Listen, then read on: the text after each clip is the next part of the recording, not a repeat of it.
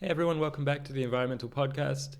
Today we have a really special episode planned. It's going to be a kind of retrospective of the 2010s, a decade in review, as it were.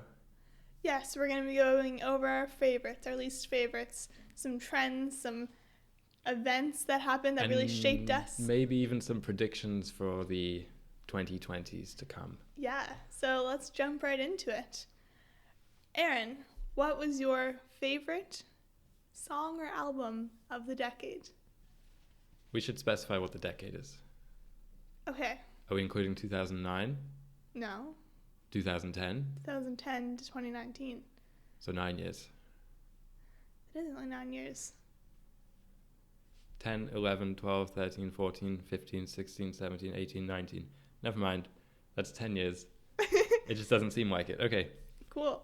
So this is a really hard one for me because most of the music I listen to is like contemporary.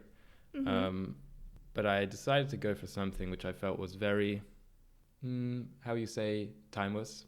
Okay. Because there's a lot of like cool pop songs, popping and jiving, what the kids do, the trendy dances and the trendy moves. I see. But I thought, how well is this going to age? How well? How well is this new Post Malone jam going to age in 50 years? So I went for something instrumental, and I went for something from the Interstellar soundtrack. Actually, I'm just going to pick the whole Interstellar soundtrack, the movie. Oh, that's really solid. By Hans Zimmer, because it's very dramatic, it's very big, it's very orchestral, and it's the music I listen to when I'm trying to crunch out an assignment. Cool. So, for music... Yeah, what about you, Alicia? This decade has been my biggest one for music, I think, ever. Well, I mean, before I was 0 to 10.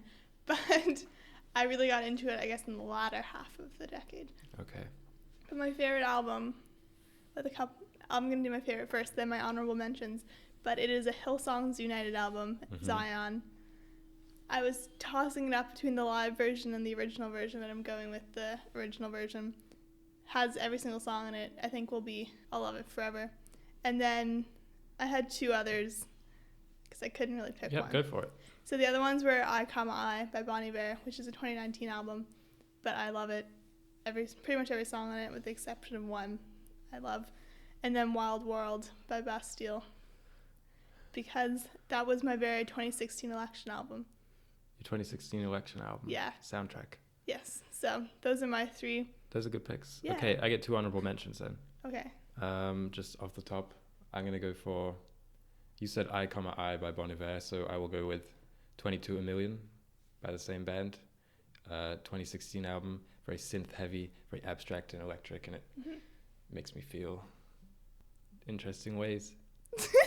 And then I guess I have to go for a Kanye album for the third one, so I will go with Dark Fantasy, which came out right at the start of the decade, 2010, so it's kind of cheating, but it's fair. Very good.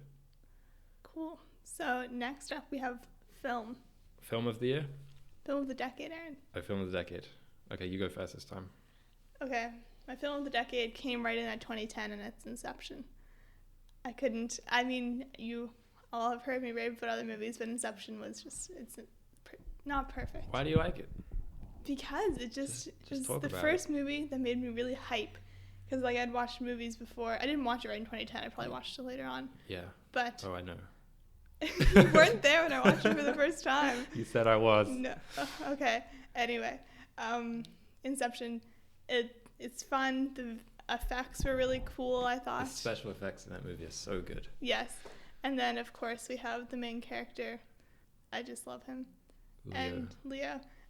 And yeah, it was just a great movie. I think it was an interesting concept. We were discussing yesterday how they could do a sequel. They could do a sequel. We're not pushing for it. We're not advocating, but I wouldn't be mad. Let's say that if they announce one. And I don't think it should be the same characters, just in the same world. Yeah, same world, just completely different scenario. Because I think the VR stuff, because in 2010 it was way different from what it is now. True. So I think it'd be interesting to do a more modern take on VR, see where the things that we kind of worry might go wrong, people getting stuck in it, thinking they're stuck in it, and so on. You're right. Anyway, Inception.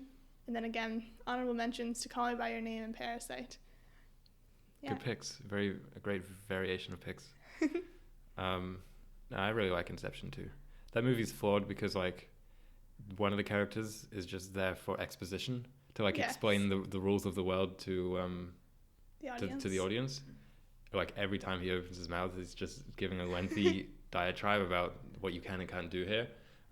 Which I guess it's difficult to make a movie introducing a whole new world without having a character like that. Yeah. And I don't mind it on viewing, but like the third act where there's the different plot lines and like the different dream levels, Yeah. it's all happening at once, is so intense.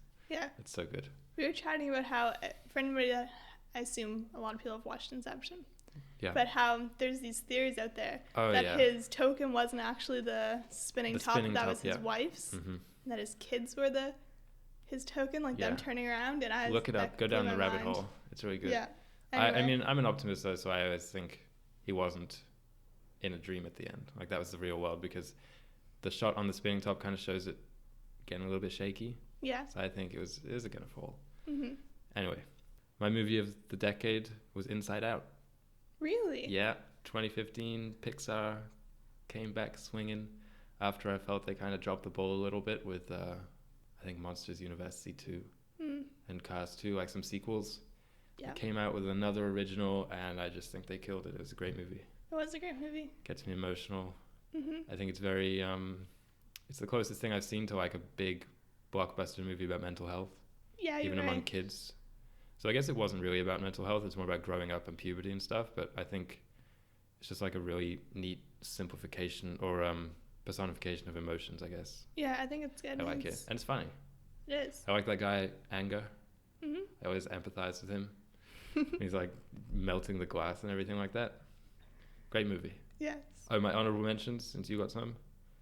I'll say Parasite and Whiplash. Whiplash was good. I just Love watched that that this movie. year. I It's love that incredible. movie. Yeah. Anyway, how about you ask me one, Aaron? Okay. Well, we have listed here personal growth from age 10 to 20.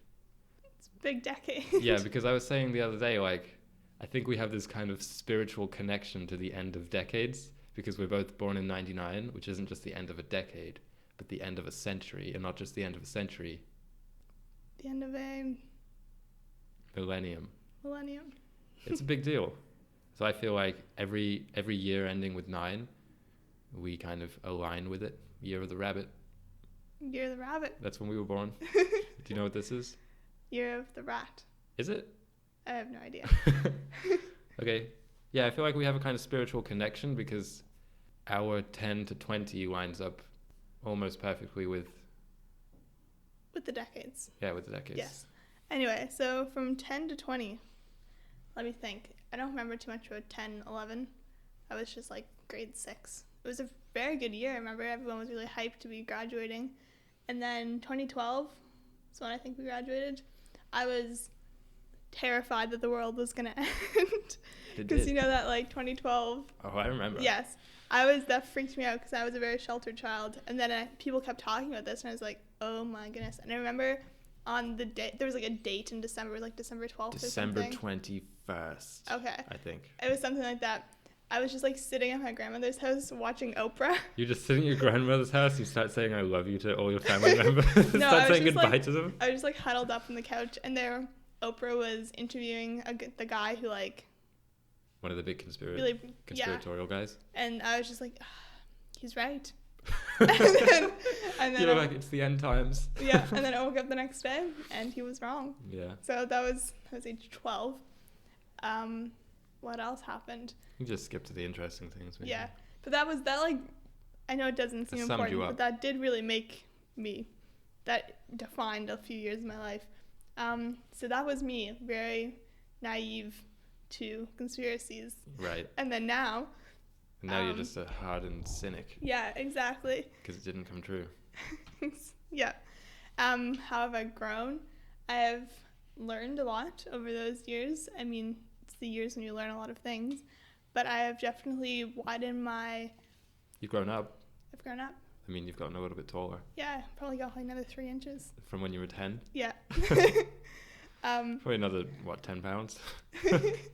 Yeah. So when I was probably younger and like even until I was like 16, 17, I thought the only way to like succeed was science.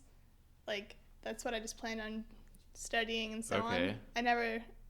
I thought like if you were smart, you couldn't do business or arts or anything. Okay. But then now I know that is definitely not the case, and that I never wanted to pursue arts or anything because I was like, no, that's like, it's not cool. But now I'm like, that's awesome. I wish I had pursued it sooner. And I mean, I always danced and played instruments. Yeah, that's true. But I never let myself. Well, let's say, what did you think was going to be your career when you were in 2010? A doctor. But then now, probably an entrepreneur. Ooh. Yeah. A podcaster. Podcaster. No, I don't think that'll be my sole career. But you never know. You never know. Anyway, what was your growth, Aaron? I probably grew up a little bit as well. Probably put on more inches than you. Probably. A few. From age 10 to 20. I don't know. I don't really remember 10, 11, 12. They all kind of blur together. Fair. I'm going to say that, I mean, I really didn't like my high school years. So that was 2014 to 2017, I guess. Yeah. So that's kind of the middle of the decade. And my middle school years were okay, but it was mostly like my middle school friends all dropping off, you know, as you kind of grow up, and everyone goes their separate, everyone kind of, I feel, finds people who are more like them. Yeah. So whereas growing up in elementary and middle school, it's like everyone's just kind of friends, and then you keep growing up and everyone just finds friends that are like them. Yeah. So that was a fun experience. And then we met in 2016. We did. On a life-changing trip to Mexico. Also met my Mexican half-brother, Manuel. Yes. No, not my half-brother, just my adopted friend, I guess. Yes. He was your house brother. My house brother. My host. Mm-hmm. We met, that was fun. Then we went to university, and this has been really cool, and now we're ending the year podcasting. I guess my overall change has been kind of a shift towards optimism. Yeah. Because even when we met, we were both kind of into the environment, and I was really, really cynical about it. Negative. Pessimistic about it. I was like, it's over. There's no chance. Have you seen the pollution? Yeah. There's no slowing down. And now, I guess we're not too far away from that, but you can just spin it in a more positive way. You can find social things, which I think, spoiler for the predictions for the decades, which I think can be used and will be used for good environmentally. Yes. And we can do something about it, which is what we're trying to do here with the podcast. Oh, and another thing, because you were talking about you wanted to be a doctor, and then you had this kind of realization that science isn't always the only way to success. All through grade school. Yeah. Is that what it's called? I was really sciencey too. Like, I did really well in math and science and those kind of classes. Yeah. And then I think it's just been a realization over the last few years that I've started writing and doing just extra stuff like this podcast that I don't really like science. I mean, I always knew I didn't like science-y things. Yeah. But I always just kind of thought, oh, well, we can just do things. I just didn't realize that you could do something that you do like. Yeah, that's pretty similar. Yeah. But I really did enjoy math and science. You said you really didn't? I did. Oh, I didn't. Yeah. I hated it. I was just kind of good at it. I think because I did it so much. So now it's just kind of I'll say I'm finding myself. Cool. Like in Mamma Mia. Yes. As a slightly more right-brained person. Neat. Right-brained? Yep. The artistic side. Cool. So. Okay, let's move on. Favorite year? Okay, I was thinking about this. Can it be just like, does it have to be just like 2019, or could it be like May 20? Oh no, you can do that. Okay, so it would be June 2015 to June 2016 was my favorite year. So so it corresponds with your age? Yeah. Your age 16 to 17? Age 16, yeah. So in that year, it was just fantastic. I got to see my favorite band in concert, and I just remember being really hype. I went on a road trip with all my friends. I met you. It was just an awesome year. And it was like really, really easy in school because it was just, I think it was grade 10 to 11 or whatever.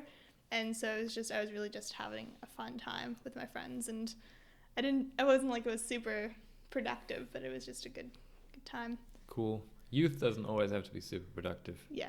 It's good enough to have fun in a wholesome way. Yeah, for sure. What about you? 2019. Yeah? That's what I said, because excited about the podcast. It's been fun. We're improving. We are. Slowly but surely. So it's a good...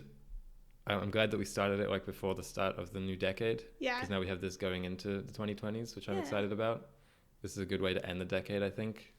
It starts with me kind of being very gripey about world issues, and it ends with us trying to fix them in a concrete way.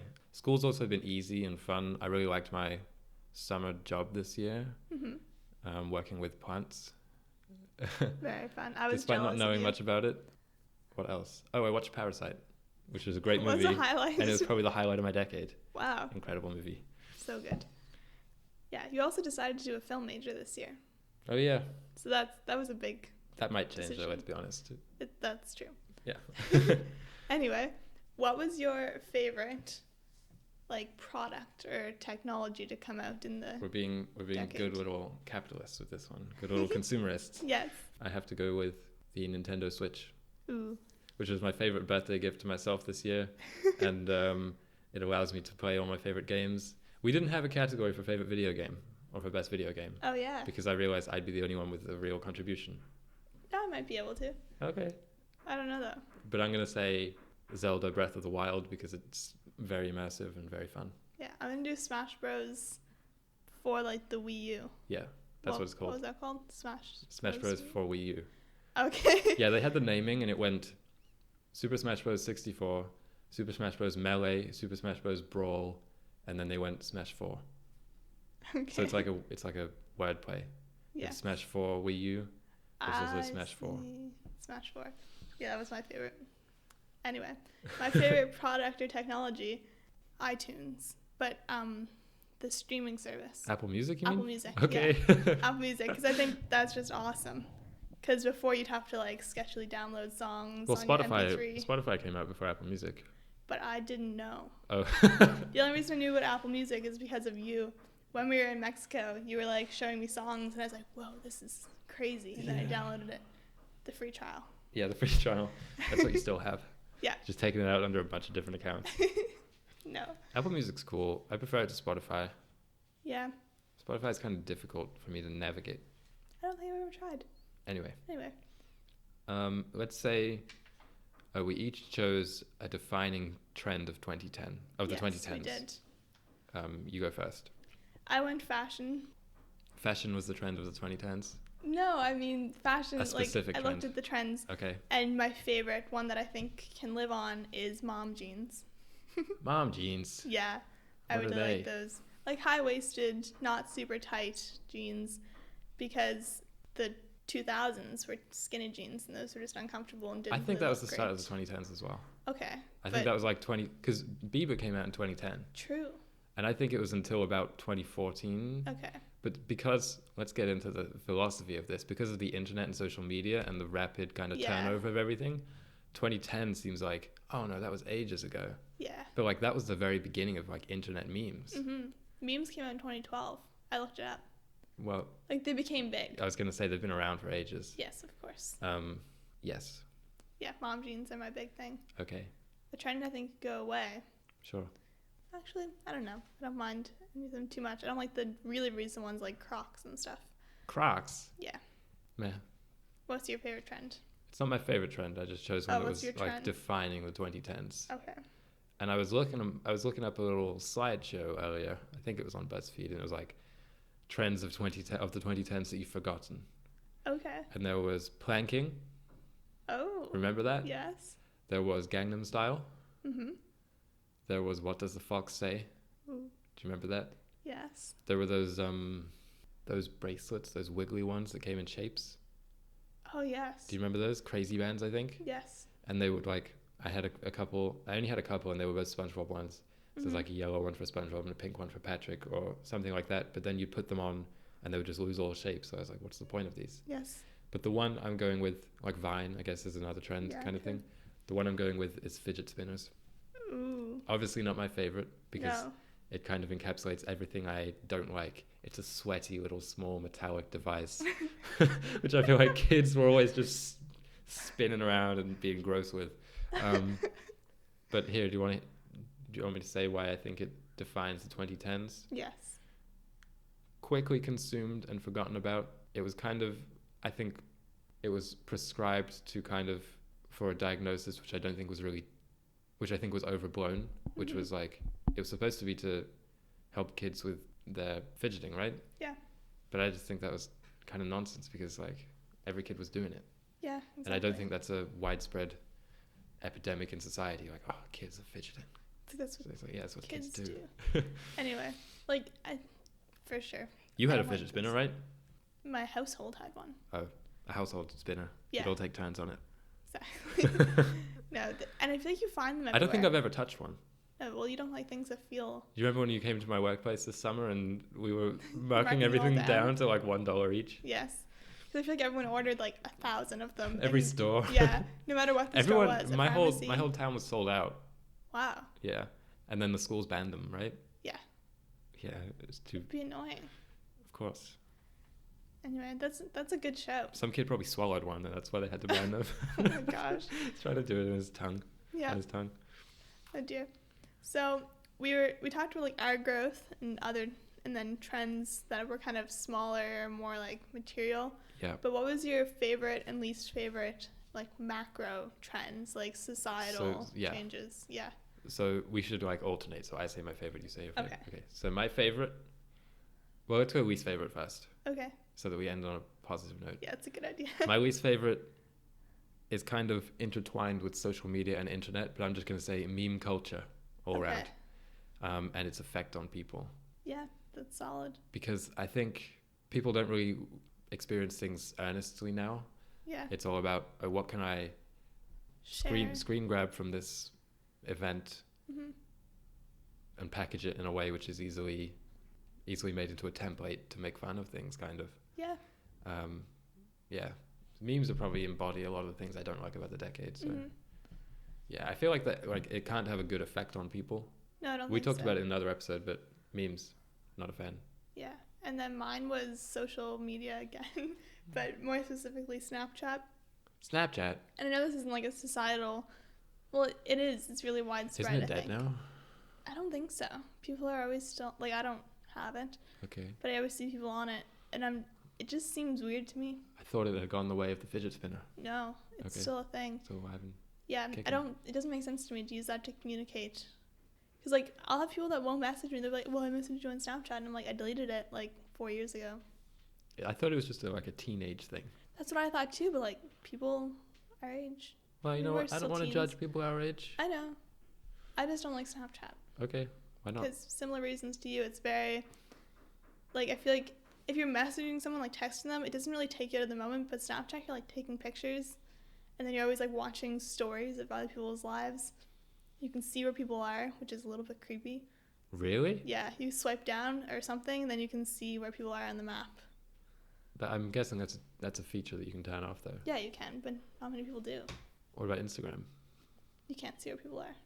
But it seems to me like it does a lot of similar things. Yeah, but I feel like people aren't on it to communicate. That's more... They're on it just to waste time. Yes. I don't know. I'm just not a big fan of social medias for like how they are right now. Fair play. Then your favorite thing. My favorite thing? Or like your trend. Oh, okay. Positive trend. I went for environmental awareness. You stole mine. Well, we can both talk about it. Okay. Because it's come into the mainstream. It has. In a good way, and I can only see it getting bigger in the 2020s. Mm-hmm. There are some negatives along with that, like it'll be more polarizing. So as environmental consciousness becomes more mainstream and more promoted, so too will the other side of that spectrum. So climate change denial will just increase as well. Yeah. More people just say, no, I'm not doing this. I'm not going along with the mainstream because people like to be cool and different. So that will just happen as well. But you just kind of have to ignore those people. Yeah. Fair. And stay positive. Yeah, I think so. Environmental awareness has been good.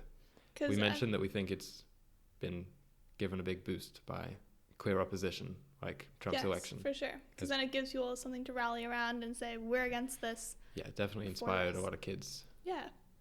I like seeing kids motivated. I mean, anytime an issue, a special concern like that, gains momentum and gains supporters, the message will no doubt be kind of weakened in some way and misinterpreted. So that's when you see people that's when you see a lot of hyperbole by young kids getting involved in the movement and all that kind of thing. Yeah. Hyperbole, or maybe just getting facts wrong or not getting everything 100%, but at least they're trying, and it's something that is for good. I mean, it's not going to do any harm to be more environmental. No. So, yeah, that's my favorite big trend of the decade. Yeah, I think think that's really cool. At the beginning of the decade, it was still like climate change was obviously When a would you say word. you got into environmental concern? Really 2016. Mm-hmm. Like I was always conscious of it. Right. Like just I tried very hard not to be wasteful and so on but I never really knew why. I was often very motivated by just like thinking I'm really fortunate to be able to make choices, to like have a choice in what I purchase and to have the food that I have, so like I would eat it all. It was very like driven by my like position, and I was just like really appreciative of that in contrast to people who are less fortunate in developing countries. Right. So that was very like There's more responsibility when yeah. you have more access to things. Yeah, so that was like kind of most of the decade and like most of my life. That's kind of what motivated me. But then I realized the environment was probably currently the biggest threat that I needed to focus on to everybody, because I'm very focused on like the people aspect of environmental sustainability. Yeah. Yeah. So that was basically in 2016 when I was like, oh shoot, people aren't actually taking this seriously. When I started to learn about the facts, like there's going to be mass immigration and like people are going to be forced out of their countries due to flooding and like starvation, humanitarian famine. Issues. Yeah, that's when I was like, okay, I need to do something about this. And then I just started learning about it as much as I possibly could and trying to figure out a way to solve it. And praying a way which we could work on it together. Cool. Yeah, I got into the environment probably when I was 13, 14. Okay. I think maybe 12, 13, 14. I was mostly doing other fun young teenage things. Mm-hmm. But I think because I prided myself on being one of the smart kids, and also because I had a very strong hipster gene during my adolescence. So I was like, and it wasn't a political concern. It wasn't really talked about so much. No. Other kids weren't talking about then, especially. No. So I wanted to be that kid who was the green kid. Cool. Yeah. Interesting. Because that's the thing, in the early part of the decade, people weren't talking about it anywhere near as much, at least that I was aware of. Not in the big news. No, and like people still, the main focus was global warming, I think, and they weren't focusing on the whole picture of climate change with deforestation, ocean acidification. I would argue that they still aren't. But at least the word climate change is in the public consciousness. It's in the common vernacular, yes. Especially the youth. Yeah, it's good. Cool. Going forward. In the last episode, we talked about the Time Person of the Year. Yes. And in this episode, we're going to talk about our own choices for Person of the Decade. Mm. Remember, it doesn't have to be our favorite. Just doesn't have to be the best, just Person of the Decade. And take that to mean what you want it to mean. Sounds good. Do you want to go first or me go first? Ooh, I'll go first. Okay. I was racking my brain trying to decide because I don't really know many, like I know people that are popular and people who are influential, but then I was like, who has made the biggest impact on my life? Sure. Kind of like pushed me to be who I am. And the Person of the Decade, I'm giving it to my dad. That's cute. He is the Person of the Decade. He started his own business, which really motivated me to think, hey, you can do whatever you set your mind to. He's been a very big supporter of mine all through high school and through university so far. Big fan. Very nice. Yes. Very good pick. Maybe I'll make a cover with him. A cover? We'll see. Like a Times Person of the Year cover. Oh yeah, you should do that. That'd be cute. Yes. But with the decade. Yeah, Person of the Decade, Christmas gift. There you go. Hopefully he's not listening. Hopefully. I think this will come out after Christmas. I don't know though. Yeah, we're pre-recording this episode, but I think it's only going to be 7-8 days from now, so probably just before Christmas. Cool. Anyway, who's your Person of the Decade? Kanye West. I was debating because I'm a little bit more, shall we say, into the world of celebrity than Alicia is, or at least have been following it because I find it fascinating. Yeah. And my favorite musicians and filmmakers and those kind of people, I like to know about their lives. Yeah. Especially when they're as interesting as Kanye is, because he definitely is not for everyone, and not all of him is for anyone, because he has such a wide variation. You know, he's a polarizing guy, but he's interesting, and it's represented a lot in the music. Yeah. You know, he's just been on a very strong Christian reformation. Yes. Which is interesting to say the least. We weren't so impressed with his last project, but over the decade, I think he's been the best musician. Yeah, he's had a massive influence on culture. Pioneering. That's not even to get into the Yeezys fashion. And we were talking about possibly doing episodes which are kind of like biographical episodes, I think he'd be a great pick. Yeah, that's... Because he's had so many ups and downs in the public eye and in his own life. Yeah. I think it'd just be interesting to see how it's manifested in his music. Mm-hmm. I always like picturing or thinking about what kind of popular mainstream art is really defining the times, and I think Kanye's music is going to be looked back on as that thing. Yeah. Like a time capsule for the 2010s, but not in a way that'll date it, just in a way that kind of sums up all its best and worst aspects. Yeah, very good shout. Yeah. So going into the 2020s, what do we expect? I don't know. This is a really rough one. I was thinking we could each say like some positive things that we think will happen in the 2020s and some negative things. Okay. Because otherwise, I was worried it was going to be all negative. No, I had some positives. The first, I think, is the death of memes. The death of memes? I'm putting it out there. Whoa. I think memes will go away. Okay. People move on pretty quickly, and it's been like 8-10 years that they've been really popular, so hopefully that'll... But they're getting more popular. They are? Yes. Oh, man. Big time. Well, hopefully by the... Like, it used to be kind of a niche internet subculture thing, and now it's like everyone who participates online is seeing and sharing memes. True. But and I feel like they're lower effort as well. True. I'm putting it out there. But you're still predicting it? Yeah. Okay. What's your... It's kind of a weird one, but I think virtual reality is going to get much bigger than it is. Okay. Or should I say, I think a mass adoption is going to happen for that, because right now, as far as I know, as far as I've heard, the technology is kind of but I think if it improves to a good level, and if the price drops down to an accessible level, I could see that being a really big thing.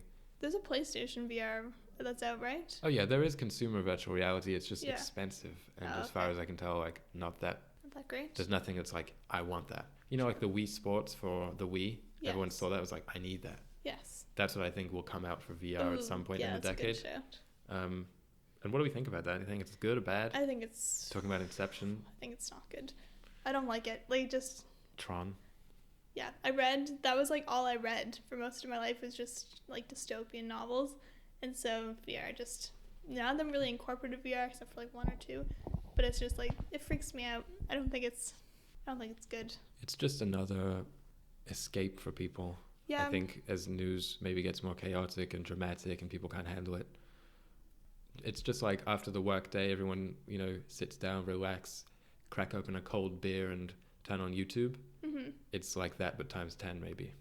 That's what I'm thinking. Because at least when Which you're watching TV or watching like a movie, there is the outside world in your periphery. Can see it. Yes. Yeah. But when you're on VR, you're just completely enveloped. Yeah. So I'm not. And I remember listening to Gary Vee online. Yes. And he said the first time he ever tried VR, he was kind of skeptical at the start, but then he put it on.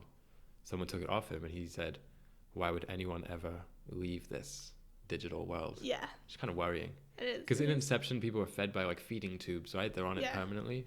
It's the elderly people. Yeah, they're like people who are like sick or like they've lost loved ones. They're in these beds just in VR, or like not VR, but in their alternate universe and just being fed. Yeah, so. The unfortunate thing is that people should realize that hardships and difficulty in life are a good thing, and they're necessary. And VR is just like another huge step towards or away from that. Yeah. It's like, let's live the most safe inside in our own pre-manufactured world as we can. But I could see that getting big. I see what you're saying. I also think augmented reality, AR, for advertising is a big thing. Oh, so like Sense and stuff? Is that what that is? Sense. Like 4D cinema? Is that what you're talking about? I don't know what 4D. What's augmented reality? Well, virtual reality is like you're in the world, and in the technological world, and AR is like the technological world is in our world, so that's kind of like the Minecraft holograms you see and that kind of thing. Oh, okay. I see. Cool. For advertising, I could see that being a big thing. Yeah. That's just technology is what I was kind of focusing on. Yeah. Like, okay, let's talk about the big... So let's talk about the change from 2010 to 2020 in terms of consumer technology. Mm-hmm. There was no Instagram, and now that's kind of social media king. Facebook was king, and it's still around now. I think Twitter was getting started, and it's still around now. Yeah. And smartphones obviously have come a long way, and now the main thing is that not so much the technology's gotten crazier, because iPhone 2 or something was around in 2010, which is, when you think about it, not that functionally different from current smartphones. No. But it's just now that everyone has one. Yes. It's way more accepted. Mm-hmm. So what do you think about what will it be like in 2030 What was the technology? It's hard to even imagine because, like, the hockey stick curve. Like, I don't know. Because everything's accelerating. Yeah. But there's also the case of, like, diminishing returns with technology. That's true. I feel like there'll be a bit more, like, wearable technology, like the Apple Watch. I kind of, that's one thing that I'm always like, that's too clunky. Like, I don't see why people purchase them. But I feel like they'll get it down to a... Status symbol, I think, mostly. Yeah, that is Smartphones, we can say it's not really about the status. I mean, it is a little bit. Yeah. But it's more about the functionality, which people like. But I think wearable technology will kind of come into that vein, and people will just like own it. AI.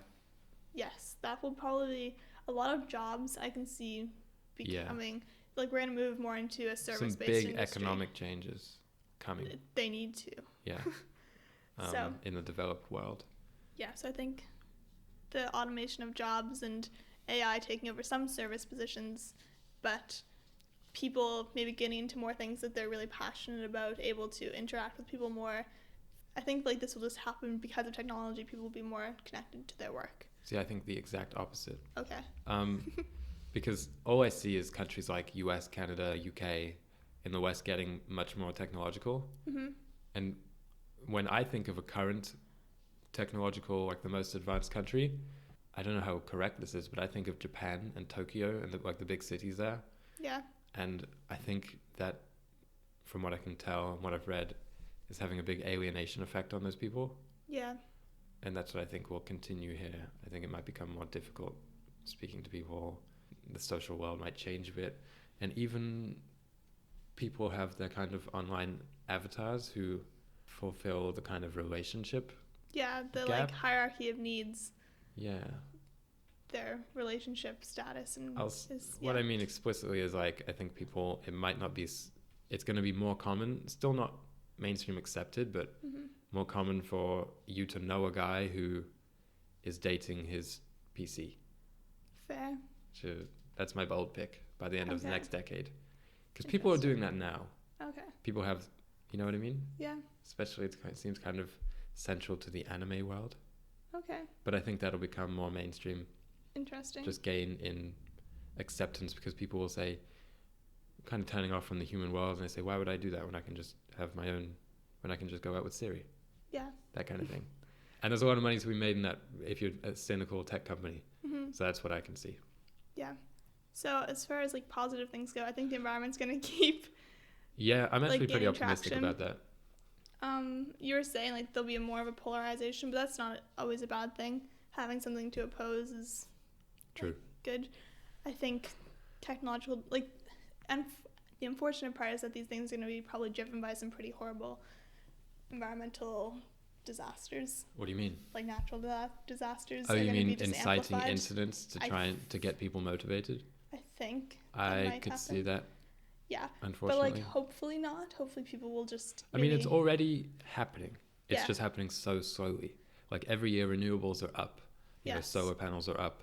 California just celebrated 1 million homes which have solar roofs. Okay. I think it was 1 million, which was a policy which was instated when Arnold Schwarzenegger was governor there. That's how I heard about it, because he tweeted about it. He's like, congrats, California, good job, we did well, or something. Wow. I didn't know he was ever a governor. What? No. You didn't know he was a politician? Was The Rock ever a politician? No, he will be. He should be. Predictions for 2020s. The Rock will be president? I'm serious. Do you think Kanye will ever be elected president of the United States? No, he's too all over the place. He's too controversial? Yeah. But The Rock isn't. Speaking really Keanu Reeves, Keanu Reeves, Keanu Yes. and Dwayne Johnson on the ticket. Yeah. I could see it. They could win. Going Republican as well, just to throw everyone off. You never know. Here's the reason I think Kanye could do it. Because he might capture the Christian vote in the US. That's fair. Maybe could. Close on Sunday. Chick-fil-A. Oh my. Yeah. Wait, what were you saying? Some crazy environmental events and so on. But yeah, hopefully the environment will become just like the biggest thing in debates when politicians are elected. I'm hoping, I feel like we're going to see some turnover in companies that are so dominant, because some of these are so massive. I was thinking that too, especially automobile companies, because these are always, I feel like you're always hearing about them being bailed out and them it's being a very flimsy industry to Same with the oil industry. Stay successful in.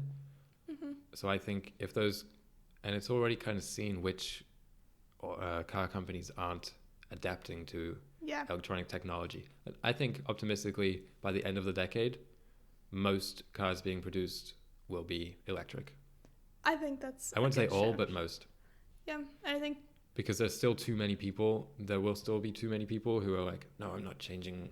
Give me my trucks or something. Yes. Um, Anyway, I think there'll be some good changes with corporations. Tesla might be ruling the world. We don't know. let's hope not. Let's hope not. But I mean, like, one of those, like, probably not Tesla. Yeah, you never know. Maybe Apple. Could be. I think they're zero carbon. Are they? A lot of their products are. I don't know if they as a functioning company are. Okay. But a lot of their products are. Interesting. Cool. So that was our review of 2010 to 2020. I feel like we need some other predictions. Just some crazy ones. So we talked about trends in the last 10 years: fidget spinners, mom jeans. We need to go out on a limb and predict what do we think is going to be some crazy trend happening in 2020s. Dresses for everybody. You think we're going to keep breaking down the gender distinction in clothing? Yeah. Interesting. I think dresses are cool. I know that, like, women wearing pants was kind of like breaking that down, but I think we need to go in the other direction, because now when women wear, or like anyone wears a skirt, it's kind of like, I don't know. It's kind of like what? Like, I think you're dressing up if you're wearing a skirt. Oh, yes. No matter who you are. Yes. But I think I want dresses to become more casual and everyone to be able to wear them, because they're easy. You just pop I could them see on. that happening. Yeah. When I was young and I was like, oh, I'm such a revolutionary, man. No one's on my level. I'd be thinking about clothes, and I would always say, like, why aren't there mix and match, like, for pants, for trousers? Why aren't there mix and match left leg, right leg sold separately, and they Velcro or button up in the middle? So then everyone you could mix it up. You could have red, yellow, patterned, different materials. And then I kind of grew up and I was like, what was I thinking? And I wasn't just thinking pants, I was thinking tops. So, like, they could just split in the middle and they button up or Velcro. So you're saying it's going to be a trend? No. You're just saying... I could see Velcro shoes. Ooh, yeah. Because, like, dad shoes or whatever kind of a thing. But in a more sleek way. Like those scuba-looking Yeezys, which, the prototype. Yes. Something like that, but Velcro. Very neat. So that's like a fashion trend. We should come up with something really weird. Like, no one would have predicted fidget spinners. Yeah. So what's something which which you think you're just going to invent for the 2020s, which you're like, yeah, this is going to happen? Let's say reusable paper. Okay. Yes. How does that work? So, edible pencils. Oh. There's going to be a big stationary revolution. Edible pencils and reusable paper. Yes. Because think about it. You're in class. You're hungry. Maybe your teacher's saying no snacks allowed. And then you're just innocuously chewing on your pencil. Yeah. And he's like, oh, what a weird kid. Okay. And you're just like extracting all that sweet flavor. Because they have scented pencils and scented erasers, so how crazy is it really? Not too crazy at all. They laughed at him. And because they were afraid of his ideas. Anyway. You'll see. Reusable paper, though, what's that like? It's like, you know how you can erase? Can you? You can erase pencils. Okay. You can erase the paper. But then the paper kind of like wears down, but this paper is going to be so strong that you can erase. Or you don't even need an eraser, you just kind of like... It's like water, but it's not water. It's kind of like a dry erase board. Okay. The paper. And it takes pen off, it takes permanent marker off. How do you take the pen off? There's this special eraser, which is... Oh, like a Mr. Clean. Chunky. Like a Mr. Clean. Magic eraser. Yeah. Cool. Okay. It just sounds like a whiteboard. It's like a whiteboard, but better and thinner. That's my prediction. So those are our predictions for the 2020s. Maybe in 10 years, when the podcast is on episode 1000, we will review our predictions and see what we got right and we'll see what we got wrong. Yes. I think episode 1000, I think that math works out for a decade. Yeah. Okay. Where can they find us? Yes. They can find us on Instagram at @the_environmental. We're also on Spotify, SoundCloud, and Apple Podcasts. New episode every Monday. Yes. Next Monday, we are talking about end-of-year festivals. Yes, from around the world. Yes, and Christmas, New Year's, and how this kind of Yuletide end of the calendar year / end of the seasonal year has historically been celebrated. Yes. So that'll be a fun one. Tune in and have a great day. Bye.